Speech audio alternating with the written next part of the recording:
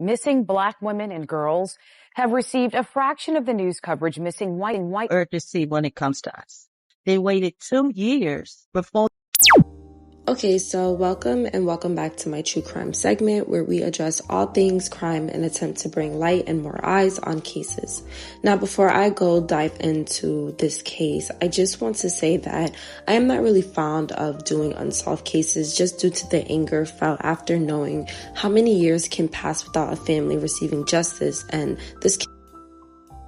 this case will be taking us to Detroit, Michigan, better known as Motown because of the label Motown Records, a diverse city also home to the beautiful Tamara C. Greene, also known by her stage name, Strawberry. Miss Greene was born on May 11th, 1976 in Detroit, Wayne County, Michigan, to her mother, Brenda Greene. Tamara was an East Side girl, hitting a huge milestone graduating from Martin Luther King Jr. High School in 1994. Tamara was not only beautiful, but she also had brains. While there isn't much on Mrs. Greene's childhood or upbringing, we do know she grew up heavily attending church. Her minister, Pastor Ken Hampton, who at the time preached at the church, Grace Bible Chapel, had a close relationship with Mrs. Greene and her family. When asked in an interview about her on a podcast named Crime Town, Pastor Hampton states that Tamara was a girl who was going places, had she stayed on the straight arrow she had been on. He speaks on how Tamara grew up in poverty. The church from time to time helped her family out with food. Tamara's father was not in her life, and he felt as if he acted that role for her somewhat. At the age of 17 years old, Tamara gave birth to her first child, who was a handsome baby boy. It was 1993, and Tamara was young and still working hard in school and even graduated after. She named her baby boy Jonathan. 2 years later, Tamara gives birth to her daughter Ashley at the age of 19. Soon after, Terrence Jackson and Tamara Greene went their separate ways, not too long after their daughter was born. By 20 years old, Tamara was a single mother of two, but as she said from young to her pastor, she wasn't determined to live the way she grew up. Tamara was determined to make the best of her situation as a young mama. She decided to work at a local dance location club in Detroit. At the age of 26, Tamara gave birth to her third child, another baby girl named India, though it is unknown who the child's father was. In an interview with Crime Town, her child's father, Mr. Jackson, states that when he met Tamara, she wanted to be a nurse.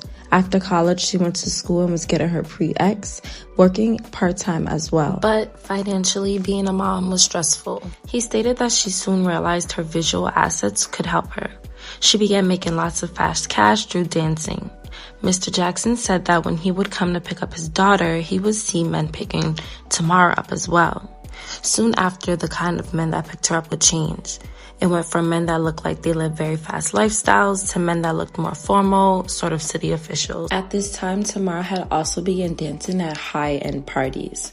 One of those parties we will be talking about later on because it's very important to this case. In Detroit, a huge development in the Manoogian Mansion scandal involving... As I've stated before, Tamara was asked to be in attendance and perform at high-end parties. And I'm sure you can imagine most of these parties consisted of allegedly city officials. So that could have ranged from your local businessmen, your local congressmen, mayors. Now, this information is all alleged because anyone who was in attendance or said to be in attendance of that party has stated that it has not happened. And there's not a lot of information about people coming out, maybe like one or two people coming out stating who was in attendance of that party. Around ex-mayor, Detroit Mayor Kwame Kilpatrick, his wife, and the current Attorney General in Michigan, Mike Cox, who's now running for governor. It's been rumored there was a wild party at the mayor's mansion that several high-profile people attended. Though the events of this night is unclear and also just told from many different accounts, we will never ever know what truly happened from this late young mother's account. We will never know her version of the story, and to me that is very heartbreaking. So from Michael Kern's account, who happened to be a retired EMS lieutenant, he states that on that night, fall 2002, he received a call. He states that that night he received a call about a woman being assaulted. The retired lieutenant states that when he arrived to the scene, he saw a young lady at the payphone. The young lady had been visibly crying and just, upset, because rightfully so, emotions are running rapid after a situation like that.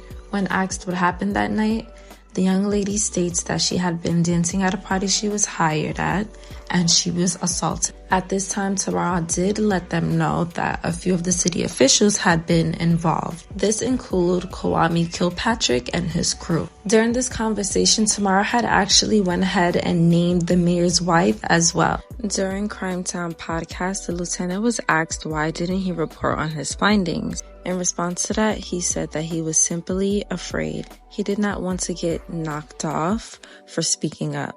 Once the conversation between the retired lieutenant and Tamara concluded, she thanked him for what he did that night. And to Tamara, I'm sure that this was a slap in the face. I'm actually sure that it will be a slap in the face to anybody that happened to, you understand? It's a lot. No matter the circumstances, Tamara did not deserve to be assaulted that night. So that night, Tamara had allegedly been attacked because of what the mayor's wife walked in and saw. During the party, Tamara had been given a personal lap dance to Kwame, which happened to be Detroit's mayor at the time. And because Tamara was just doing her job, that was the result of it. Now, things get a bit tricky here because when Tamara was admitted to the hospital, she was admitted under an alias name, which happened to be a Detroit police officer's name at the time, who also happened to be an exotic dancer. Tamara was badly hurt, bruised up, and shaken up as well. Tamara let the doctors know what had happened to her that night and let them in that the mayor's wife assaulted her and she would be speaking up about it. Once this information got out, it of course spread throughout outlets and the media. It began to spread like wildfire, obviously because of who it involved.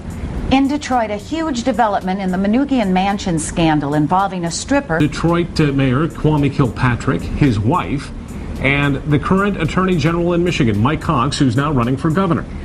It's the wild Manoogian Mansion party that was never proven, because no one who claimed to actually be at the party has ever come forward. Soon after that incident, though, Tamara knew that she was not safe. She knew that she would not be protected by the police and that she would be on her own with this. That frightened Tamara. Pastor Ken went ahead and spoke on the conversations that he had with Tamara. He mentioned how afraid she was. Pastor Ken Hampton states that Tamara would usually call whenever she had any issues. These were the times where he would act as a father figure to her. During those conversations, he would just go about trying to tell Tamara how to handle her issues with, male. The final call between the two, though, the pastor could tell that Tamara was in danger, even before she had even came out and expressed it to him. He insisted that they meet face-to-face at a mutual setting. At that time, Pastor Hampton did not know whether Tamara would be followed or not. Place.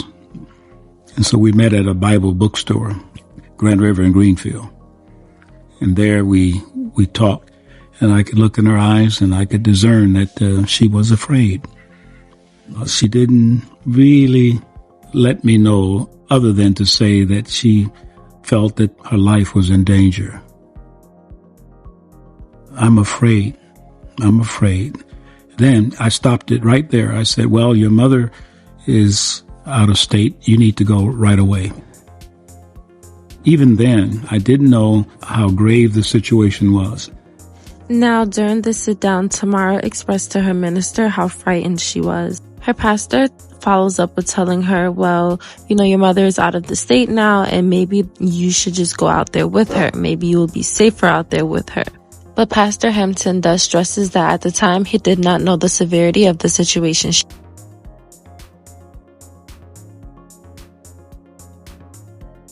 Before we do go any further, I do want to introduce Mr. Kilpatrick. Kwame Kilpatrick served as the 72nd mayor of Detroit, beginning his term on January 1st, 2002.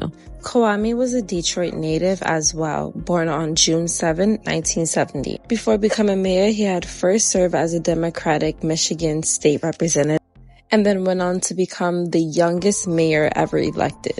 This all came crashing down not too long after Kwame was elected. He and his ex-wife Carlita, whose maiden name happened to be Carlita Pole, got married on September 9th in 1995. The pair shared 3 sons. Now, during his term, he received a lot of scrutiny due to his personal use of city funds. He was using the city funds for things like cars, luxury spas that was worth thousands of dollars, and also like expensive wines. Kwame Kilpatrick's 6.5 years in office ended in disgrace. Kwame Kilpatrick will serve a sentence that will be used as a strong warning to any public official tempted towards making a career of corruption. Candid thoughts after the conviction. Tonight, a view of the Kilpatrick scandal you haven't seen until now. Unexplained cash in his personal bank accounts. Why did his administration fail? One word: greedy, greedy, greedy, greedy.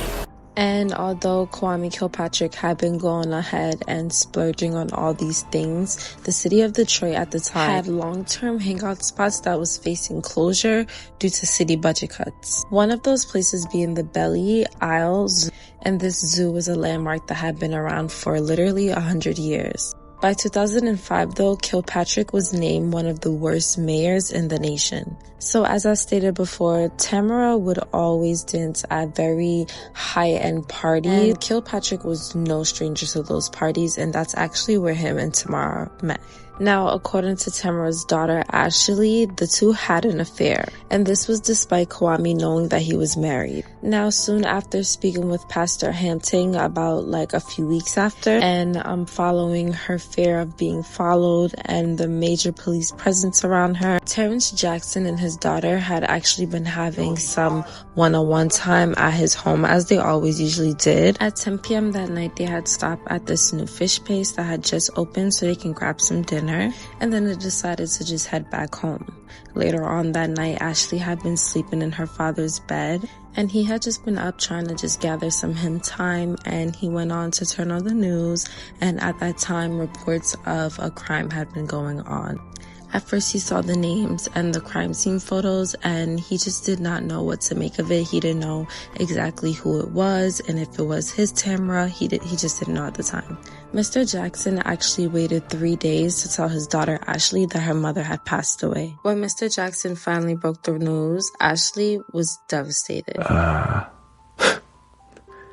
You can see the life come out of a kid, say something like that. Sorry. And you can see their life force just come out of them, you know. She was just crushed. You know, Santa Claus died, you know. Someone to give you butterfly kisses all the time, you know. Yatuma is suing the city and former Mayor Kwame Kilpatrick, claiming they obstructed the investigation into Greene's murder. The city claims to know who Tamara Greene's killer is, but they apparently don't want to reveal that just yet. And so tomorrow, here in federal court, they will ask the judge to toss out her family's lawsuit against the city. Before talking about Tamara's death, I do want to talk about an incident that occurred 2 weeks before she passed away. Tamara had been invited to dance at a party that was held at the Residence Inn located in Southfield.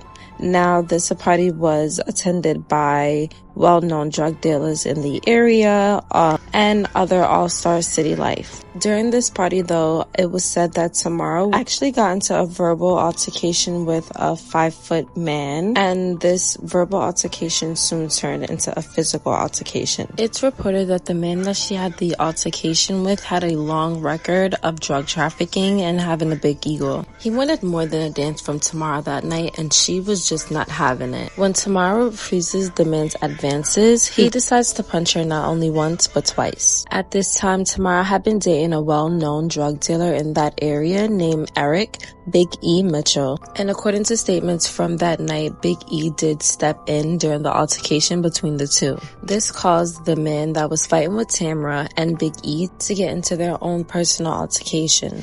Big E eventually got the upper hand of the little man and won. So the Southfield police attends the party after the incident.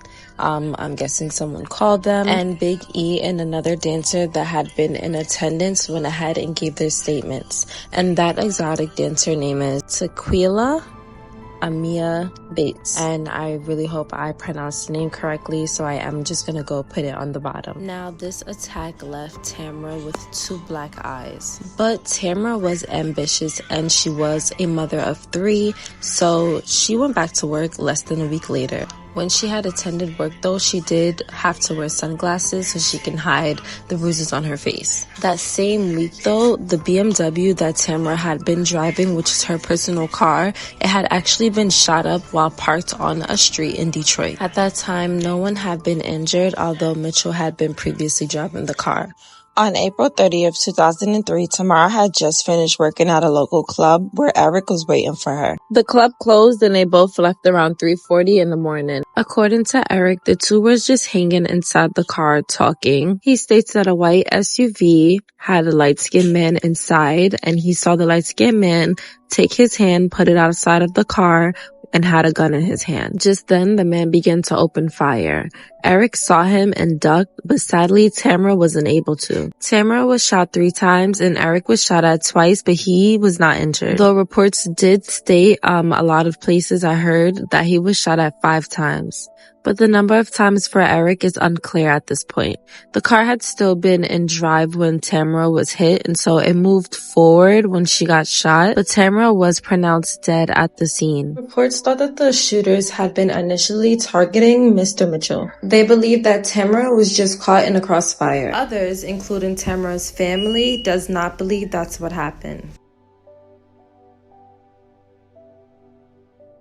So Tamara's pastor, Pastor Ken Hampton, he spoke a sermon at her funeral. He comforted her family, especially her mother, who at the time had been wheelchair bound. And at her funeral, a few strange men had stopped by and they had extra people with them. And Tamara's mother, very concerned and very nervous, she said to Pastor Hampton, "Hey, that is one of the people who beat Tamara up." At this time, the entire funeral had been taped. It was recorded by Pastor Hampton, and at the time he was telling Tamara's mother to, just hold it off, hold it down until after the funeral, because at the time it is being recorded, and when the funeral is done, I will go ahead and take it to proper authorities. But Tamara's mother just could not let this go.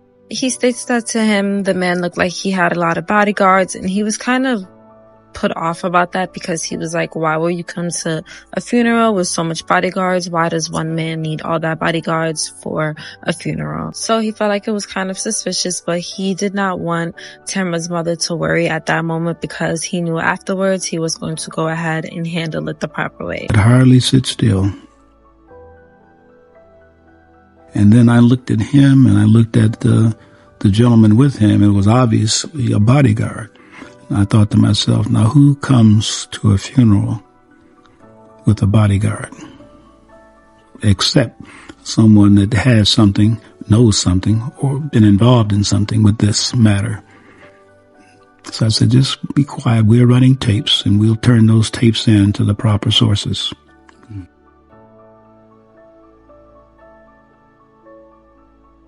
At just 27 years old, Tamara was gone, leaving her 3 children behind to grow up without their loving mother. Now, once Pastor Hampton was done taping the funeral, he did go ahead and take his findings to the police, which nothing came of that. Nothing was done. There was no forward movement that he knew of on the case at that time. And as you can imagine, what it was involving, who it was involving, nobody was kind of taking it serious. Mrs. Greene had been the 113th person to be murdered in Detroit in 2003 alone. Eventually, her case file did come across the desk of a homicide lieutenant by the name of Alvin Bowman. He states that while being on the case, one of his sergeants came to him and expressed to him that he knew of some information about the victim involving the mayor, and that information had been about ties to the rumored famous mansion party. He had asked that same sergeant to just go ahead and send him over any information on that case and just send it to his desk.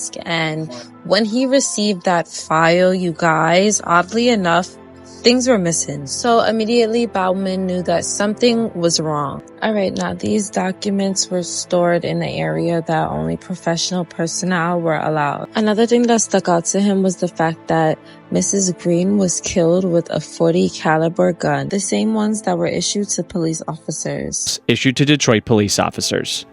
Glocks were not popular during that time. Most people in Detroit used like a Smith & Wesson 9mm, a Colt 9mm, a Ruger, something like that.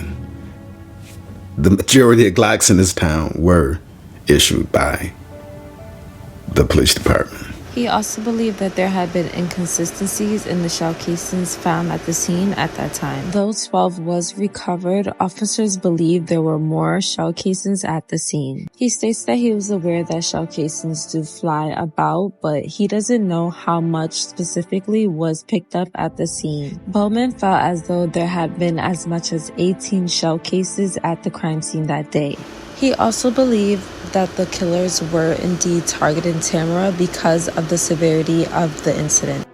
The amount of times that Tamara had been shot and shot at shows that they were targeting her. He felt as though they indeed wanted Tamara gone. Bauman states that cops were a tight-knit group. It was hard to break them or get them to talk unless you were an insider. Lieutenant Bauman began to speak up about his suspicions around the case, and oddly enough, he was transferred. He was informed by one of his sergeants, and they told him that the executive duty chief wanted him gone.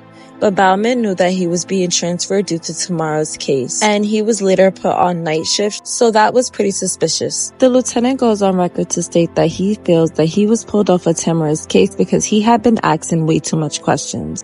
Attorney Norman Utuma also expresses his concerns around Tamara's case. He states that to him, things were just not adding up. This caused him to dive way deeper into her case. Step 1 for him was to recover all missing and destroyed documents around her case. He wanted a judge to order the city of Detroit. According to Utuma, emails have been deleted, computers have been destroyed, basically showing that they removed everything that had to do with Tamara's murder. Sadly enough, though, all he really had to go off of was sworn testimonies, statements from lieutenants, sergeants, just anyone with any valuable information. What made things worse was the lack of evidence. There hadn't been anyone under Tamara's name that was admitted to the hospital that night. This was because Tamara had actually been admitted under a false name. Another exotic dancer from that night who also happened to be a police officer. Utuma managed to get the testimonies of 9 folks that had been on the city of Detroit's payroll. At this point, it had become evident that the hospital records from that night had been completely destroyed. In 2010, the attorneys began to subpoena all the City Hall insiders. This is the moment when Kilpatrick and his father had been disposed. Mr. Kilpatrick's father denies all claims of a party even happening. He states that there had been no reason for his son to be in jail at this moment. He even goes on to make a pretty disturbing comment, as if his son wasn't also being accused of cheating on his wife. But he states that his son was just having a quote-unquote little intercourse and was getting hate behind it. The Judge Rowland, states that after hearing from the lawyers, he will need time to consider, stating that it could be days, weeks, or even months before he comes to a decision. And this decision will be on whether or not Mrs. Greene's case will go to trial. The attorney states that after all their findings, which included the depositions and affidavits, the judge issued an opinion destroying the city and the lawyers for their clear destruction of evidence. The judge ends up sanctioning them for the amount leading up to about $200,000. But unfortunately, before the ink could even dry from that sanction, the judge actually dismisses the case for lack of evidence. No trial. Now there The very same court, speaking through 2 different mouthpieces, one of them sanctions the city for willfully destroying evidence. The other mouthpiece dismisses our case for lack of evidence. Lack of evidence that his magistrate just sanctioned them for destroying. It was the final nail in the coffin on this investigation. Mrs. Greene's children and loved ones had to be unfortunately told that there would be no trial. The family's attorney states that if this had been just a random drive-by, Why would they go into extreme lengths? The mayor was working overtime at this point to make sure documents were gone and no one knew what really happened to Tamara. So there actually had been someone else that was reviewing Tamara's case over again. This had been a retired detective, Carl Karslau. I am just going to refer to him as Carl. Carl felt as if this was all BS. He states that this is not Hollywood, this is Detroit. So Detroit decided to form a new squad under the cold case unit, and Carl was a part of this squad. In 2008, that same detective and the other people a part of the unit had went ahead and been going over unsolved cases, and they went ahead and reopened Tamara's. Carl states that he took all the files and he went through them thoroughly. He separated what was important and what he deemed wasn't, what he felt was rumors and what he deemed wasn't. Carl interviewed people such as the EMT supervisor, whose name had been Michael Currents, but he felt that his statement was not credible. Carl states that the man described a lady that was not even Tamara, but he states that in their defense, it has been 15 years, so it was really hard to pull information. He states that there had been so much rumors in the media and the newspapers, and he felt that that influenced people. When he asked about the original investigators and how they handled the case, he states this. He's so mixed up about what the actual facts are. And Detective Carlisle also develops doubts about the original investigators. I don't understand their reasonings, but for whatever reason, they snowballed on the investigation. They slowed it to a crawl and really didn't do anything on this investigation. What did you make of those claims of missing evidence? They were completely false. Completely false. Carl felt as if the claims of missing documents was completely false. He felt this way because he states that when you're assigned to a squad, you have access to everything. Every homicide file dated from ages ago. You would think with all the hype surrounding this case that someone would come with valuable information or someone would follow up with the lead in this investigation. But the investigation into Tamara's murder was non-existent. And the way that they did handle the case gave some people a side eye, rightfully so.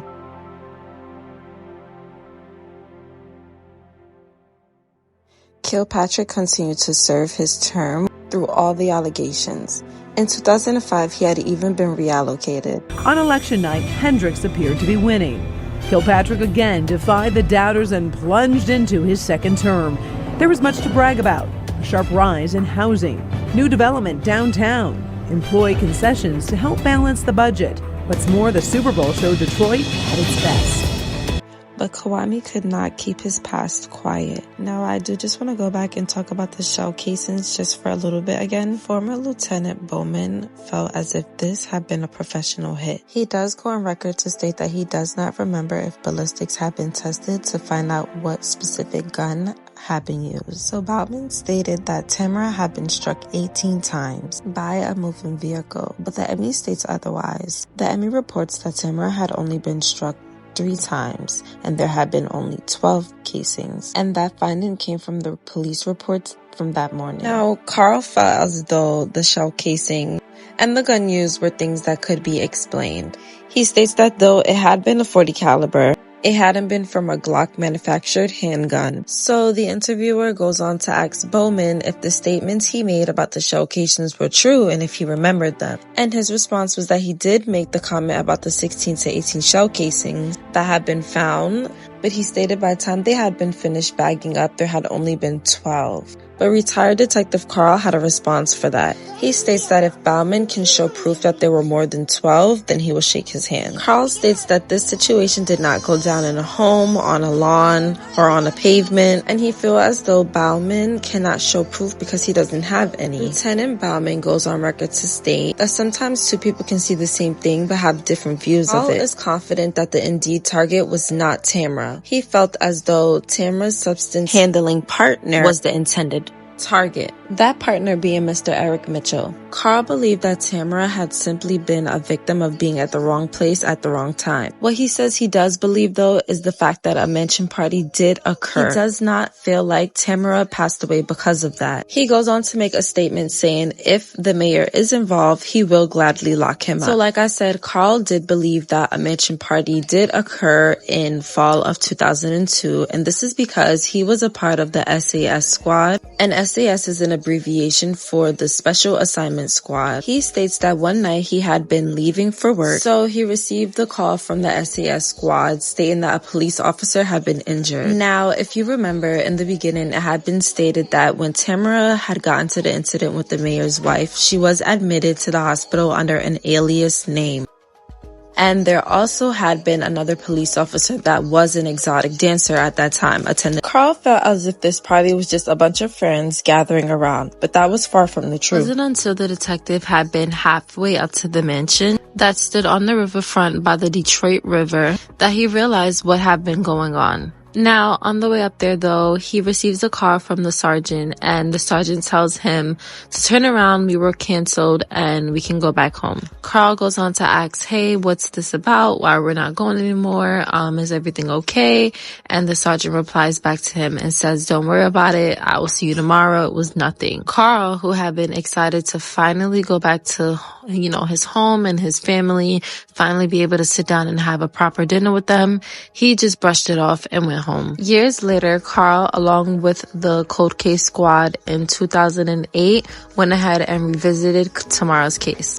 Till this day, no one has been prosecuted for Tamara's, and I would not have even known about this case had it not been for her second child, her eldest daughter, Ashley Jackson. My mom was a very popular stripper in the early 2000s, and as you can imagine, that industry, you meet a lot of powerful, rich, famous people. My mom ended up having an affair with the mayor of the city, who was married at the time, so yeah.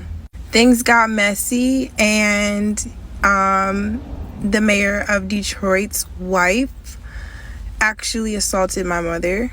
Instead of paying my mother hush money, the mayor decided to pay off cops in the city to murder my mother. There's a lot of key points to my mother's story, but to make it shorter, she was murdered in a drive-by with police issued guns. I worked in the industry myself, so I've met people who knew my mother, seen her around the mayor, and they do not want any parts of my mother's case. So to this day, it's an unsolved murder. There has been many podcasts, news channels reporting on my mother's story, a book written, a play produced, but after so many years of trying to fight for justice, I have been a standing lone wolf, and I've grown very tired. So the former mayor, Kwame Kilpatrick, actually ended up going to prison for various other things after reports of my mother's death. Some people think he's great. Some people think he's a terrible, terrible man.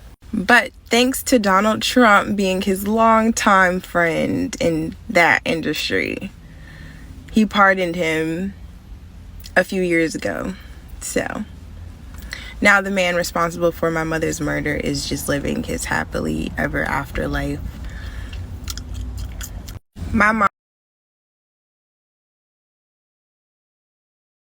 So Tamara's case had basically went cold and then resurfaced again shortly after Kwame got into trouble. In 2005, he had been sued for sabotaging Tamara's murder case. They refer to his trial as the biggest trial Detroit has ever seen. So his father, Bernard Kilpatrick, his friend, Bobby, and the former Waterhead Department, Victor Mercado, had been just some of the people involved in this scheme. The feds alleges that the four men profited millions from this scheme. They called it a criminal enterprise. Now, allegedly, and I'm going to keep saying allegedly, Bobby had been at the center of this operation, and he owned construction and demolition companies. Feds state that the contractors from the city of Detroit had been coerced into working with Bobby as their subcontractor. Many people gave into working with him, but not everyone did, and most of that influence did come from the mayor himself, Kwame Kilpatrick. But the two were not alone. So Mercado had also been involved through expensive water and sewer projects. And if you are wondering where Kwami's father fits in all this, I will explain in a few. So Bernard Kilpatrick had been being paid off as a consultant. A whole lot worse for the father of ex-Detroit Mayor Kwame Kilpatrick. A federal judge sentenced Bernard Kilpatrick to 15 months in prison for tax conviction in the corruption case that put his son away. Well, Stephen, remember, Bernard Kilpatrick's words are what got him in federal court in the first place. So when he got a chance to address the judge today, he decided to stick to a script. Patrick, was that a fair sentence, sir? Under dark and dreary skies, Bernard Kilpatrick emerged from federal court this afternoon with reason to feel pleased. He was handed down a relatively light prison sentence, about half the time federal prosecutors had originally pushed for. Kilpatrick said very little outside court today, but inside he read from prepared remarks. Standing next to his lawyer, John Shea, Kilpatrick said this: "I stand before this court a very different man than I was at the beginning of this ordeal 6.5 years ago. My life has been turned upside down." He seemed largely at ease during today's short hearing, and that didn't change when he addressed. He goes on to state, and I quote, "I have brought misery onto my friends and family. This experience has humbled me, and bottom line, I messed up, no question about it." After giving that statement in court, he listened to some words that the judge had for him, and the judge basically stated that she wanted to give him more time, but the jury could not settle on an answer. There were reports that the former mayor had also purchased some furniture from the mansion's restoration society, and when interviewed, he said that he was actually shocked when he saw his name mentioned in the indictment. But I am going to skim through this part just a little bit because I did speak on it earlier. But I do want to talk more on the aftermath of what happened with the former mayor. So Kwame had also leased a car for his wife, his former wife actually, that had been over 20 grand, about 24,000 to be exact.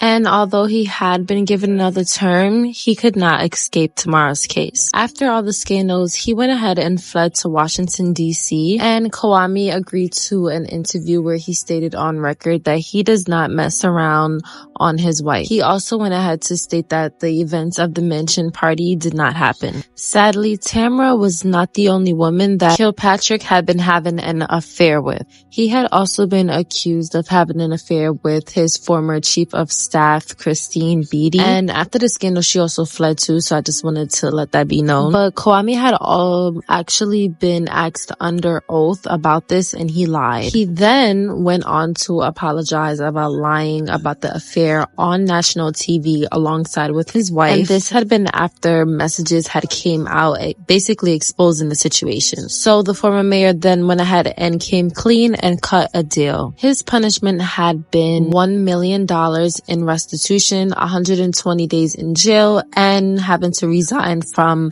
his position in office. A lot of people was very angry with Mr. Kilpatrick, rightfully so. They felt as if, he had a chance to do better and did the complete opposite. He admitted that they were right. So Kilpatrick and Beatty were not the only people that skipped town after this scandal. Bobby Ferguson had also went out of town, moved away after the scandal. Kwame Kilpatrick's mother, who had been a former congresswoman, she had to just drop out, and she lost her bid to re-elect. And it was all because of his scandal, obviously. His cousin had been convicted for embezzling money from a fund that was created to maintain the mansion.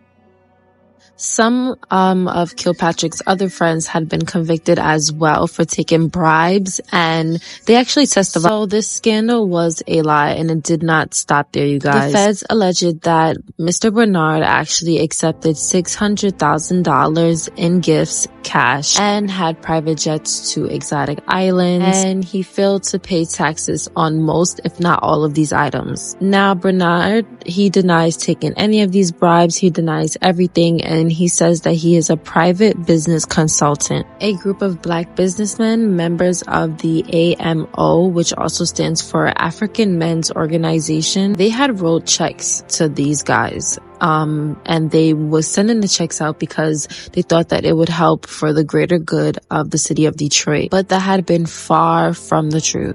Now, during all of this, a deputy chief had actually been fired for looking too much into the 2003 infamous mansion party. 2008, Wayne County prosecutor Kim Worthy announced that she will be charging Kilpatrick with 8 felonies, and Mrs. Beatty would be charged with 7. These charges included perjury, misconduct, and obstruction of justice. In 2008, Kilpatrick got thrown into more hot water. It had been revealed that he violated his bail terms. He traveled to Windsor and he forgot to report on his tax returns. Just to clarify, in 2008, he traveled to Windsor and that's where he assaulted the 2 police officers. And in 2010 is when he failed to report his assets and turn over his tax returns. And because of that, he was sentenced to 5 years in prison. So I just wanted to go ahead and clarify that. On March 11, 2013, Kilpatrick had actually been convicted of